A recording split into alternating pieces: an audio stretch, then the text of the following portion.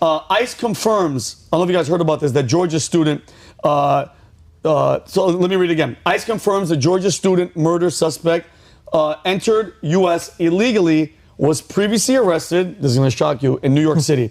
Jose Antonio Ibarra, the suspect of the murder of 22-year-old Georgia nursing student Laken Riley, illegally entered the U.S. By the way, you guys are going to hear that word a lot. Illegal. It's a weird word.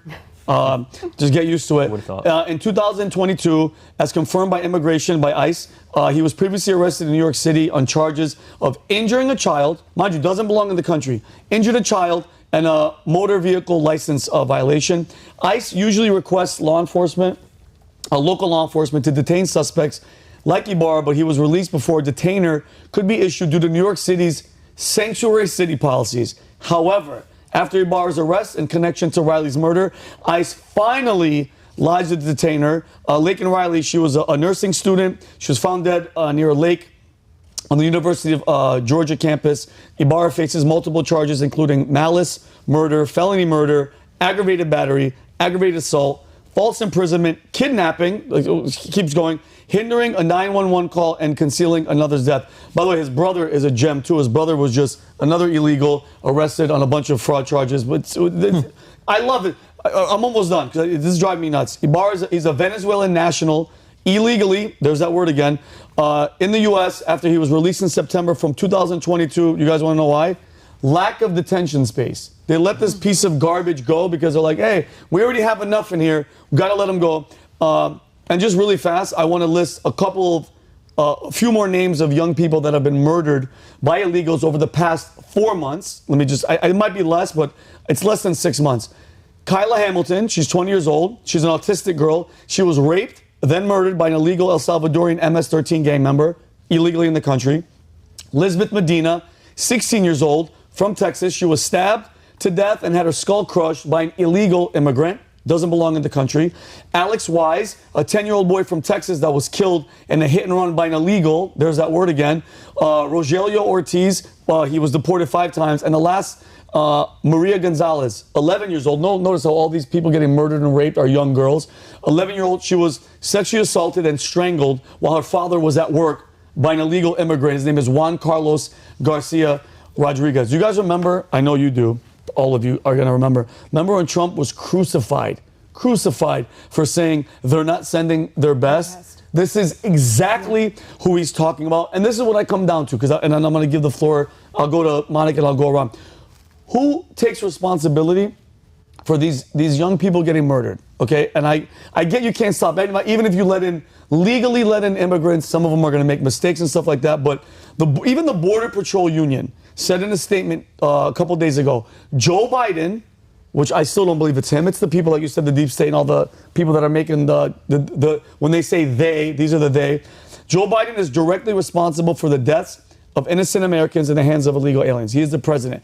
I think him, along with the director of Homeland Security, Alejandro the Rat, I call him Mayorkas, they're responsible because when you purposely are letting these people in for votes and child trafficking and all the drugs and whatever the hell they're trying to do, and a murder of American children happens, they have to be held accountable. And for instance, if somebody breaks into your house, we're all roommates. Somebody breaks into our house and kills one of us. It's sad, it's messed up. Hopefully they find the killer and that happens. But if you're paying for security, like we're literally paying for full-time security with our tax dollars, basically as America, and your head of security and the CEO is like, just leave the door wide open, and somebody comes in and kills us, who is at fault? Mm-hmm. It's the CEO and the security. So I just want to know, like, when you hear all this stuff happening, Monica, when you see what they're doing with the wide open border, you're from you live in Manhattan, you see what's happening.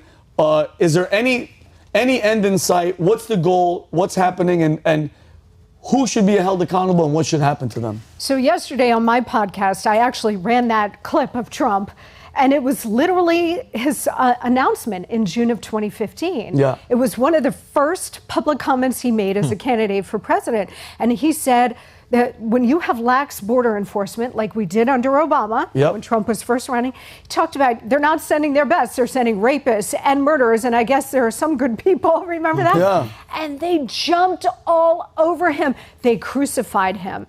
And I made the point on my podcast yesterday about this to sort of tie it all together. We talk about the globalist agenda. Yes. Yes, of course, Biden/Obama are keeping both borders wide open on purpose. If they wanted to change, they would have over the last 3 years. So this is all deliberate. There's been no course correction.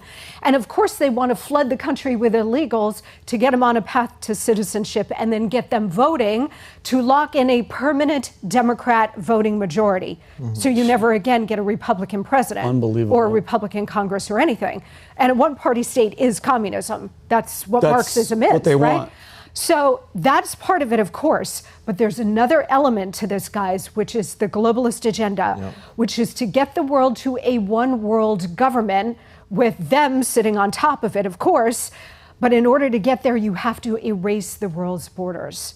So the wide open border is, yes, about flooding the zone, but it's also about erasing national sovereignty. This is why you see this not just in the U.S., but across the West, with all of these third world illegal aliens invading the West, because it's part of a much bigger, darker agenda. That's what this is really all about. This is why you have not seen a course correction. And this is why, you know, we look at the 4 years of Trump as a huge success, right? Booming economy, enforced border, and world peace. I don't know what people expect or want from an American president, but he delivered all three. They look at that 4 years as lost time. And so this is why Obama and Michelle, who's totally political, and Biden and his whole team have been moving with all deliberate speed over the last 3 years to flood the country.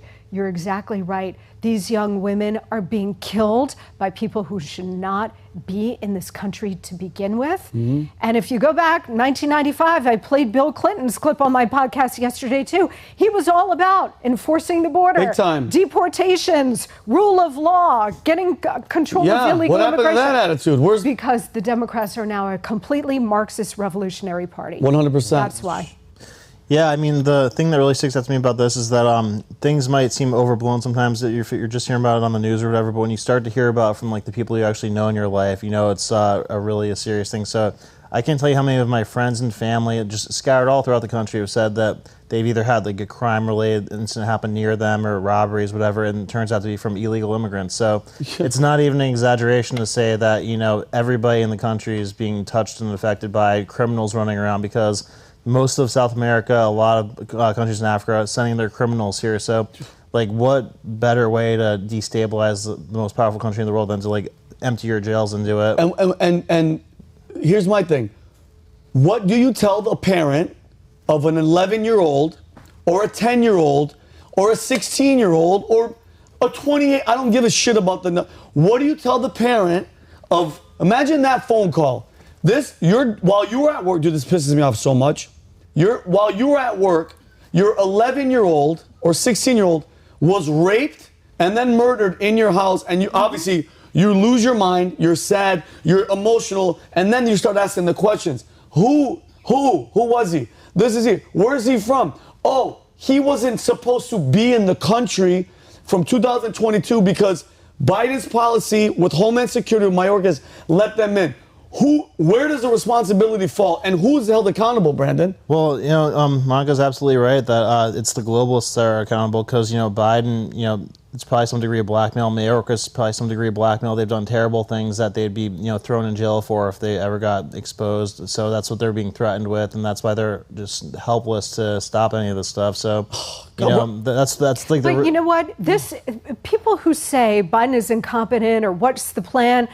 Guys, this is the plan. You're right. The plan is to destroy the United States of America. So it drives me crazy, including when I hear people on our side talking about, like, oh, you know, he doesn't know what he's doing. Mayorkas is not doing his job. Mayorkas is doing his job. Amazing. And doesn't have to answer anything. He's doing a great job at destroying the country. Oh, yeah. By the way, resume-wise for Biden and Mayorkas, like, what do you mean? They're praising him. That guy has literally, the past 3 years, has been We've had more people come in the country illegally than we've had births in America. It's blatant. It's obviously, it's an invasion. The same when Jim Acosta, I hope, if God willing, he ever sees this, he's a shill piece of shit for the left. That CNN loser when all those caravans were coming. And he's like, no, it's not an invasion. He's like, wait, they're just migrants. They're coming over. No, you're an idiot. He's a piece of shit that deserves to be held accountable because they're doing all this and we are where we are right now. There's no turning back. All right, Monica, we're not stupid. The number is going to be from 20 to 22 million, maybe more when this 4 years is done. The damage has been done. It's over. Okay, they're here. Remember during the Trump years when AOC went down to the border and she was all in white and fake crying? Yeah. Like, by the fence? By the fence? Yeah. Fake crying and all of that. And by the way, the family separation policy was an Obama policy. Oh, isn't that weird? Right, but she wasn't crying back then, and she's not crying now, or whatever. Well, now there are no controls, but it is it's all theater. Yeah. And when you understand that, all of the West leaders are not elected, they're installed, including Joe Biden, but also Justin Trudeau in Canada, Rishi Sunak, the British Prime Minister, Olaf Scholz, the German Chancellor, Macron, the French President.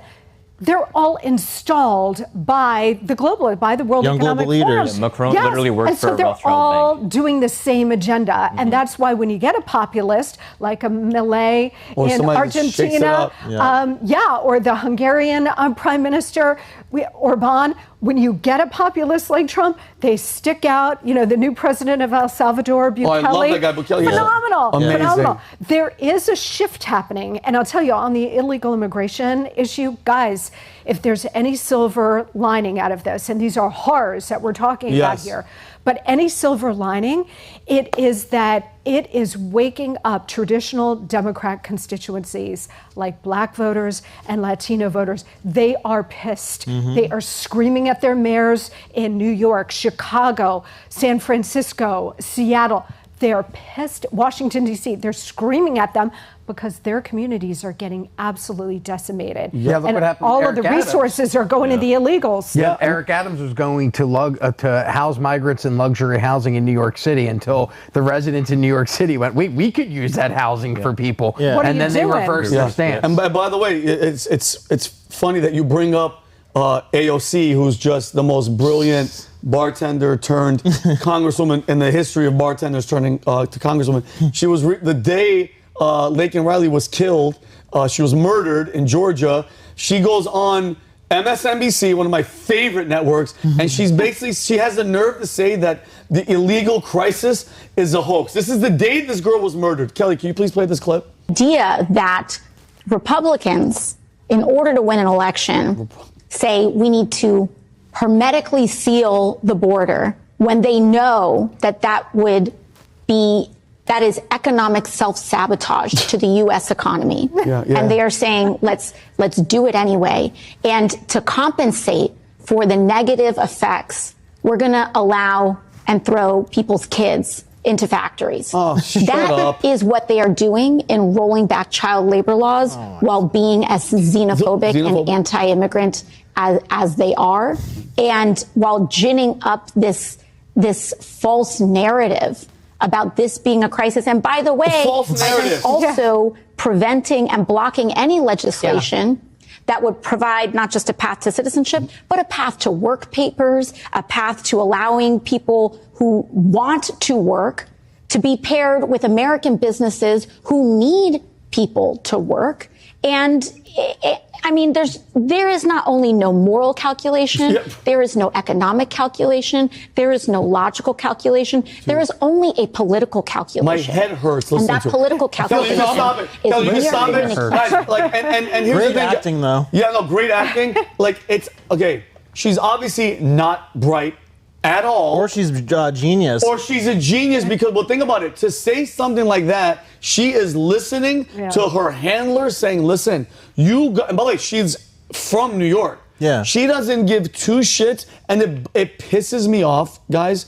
It really bothers me that all these bad things that happen to these young poor girls in Texas and Georgia, you know, these border states and stuff like that. It happens to these poor families that have no say in it, that probably are anti-illegal immigration. I mean, everybody should be. And people like this who spew this freaking nonsense and this false narrative of it's not a crisis, and nothing happens to her, nothing happens to her family. And I'm telling you right now, I don't wish anything negative on anybody, but it would be refreshing that instead of this poor Georgia family who right now is probably losing their minds, that this type of stuff hits home to people like her, that AOC, like something happens to you and your family so you can stop going on TV talking that nonsense bullshit. If she had a kid and her kid was murdered, or her kid was crossing the street and got run over by some illegal, it's when it starts hitting home, which I don't think happens enough, that's when these people start changing their tunes. And until something like that happens, she's going to keep parading on MSNBC, and whoever the hell the other host was, just sitting there, Monica, just soaking in that nonsense and not saying things.